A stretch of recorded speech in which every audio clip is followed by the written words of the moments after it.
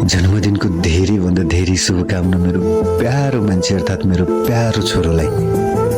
तिमीलाई धेरै खुसी मिलोस्।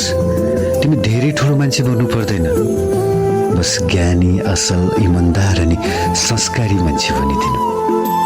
तिमी लाखौं करोडौं कमाउने मान्छे बन्नु पर्दैन, किनकि जब तिमी लाखौं करोडौं कमाउन थाल्छौ तिमी मान्छे चिन्ने मौका पाउने छैनौ। त्यसैले मान्छे समेत चिन्न सक्ने मान्छे बनिदिनु।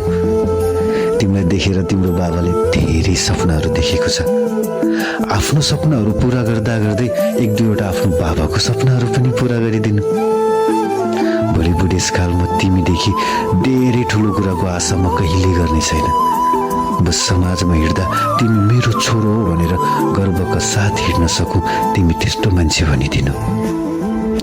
अब सायद तिम्रो आवश्यकताहरू पनि बढ्छ होला, तर तिम्रो आवश्यकता पूरा गर्न तिम्रो बाबु नै हिजोको दिनमा कहिले चुकेको थियो, न आजको दिनमा चुक्छ, न भोलि आउने दिनहरूमा चुक्नेछ।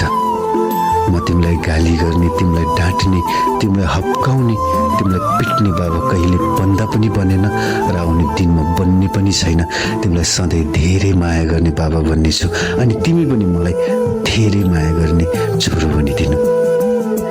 तिमीले सबैलाई धेरै खुसी दिनको लागि यो संसारमा आउँदै थियो नि, त्यतिखेर तिम्रो मामुलाई पनि धेरै गाह्रो भएको थियो। त्यसैले आफ्नो मामुको लागि पनि धेरै ज्ञानी छोरो बनिदिनु। ह्यापी बर्थडे टु यु मेरो छोरो। जन्मदिनको तिमीलाई अनेक गिन्ती शुभकामना। I love you so much.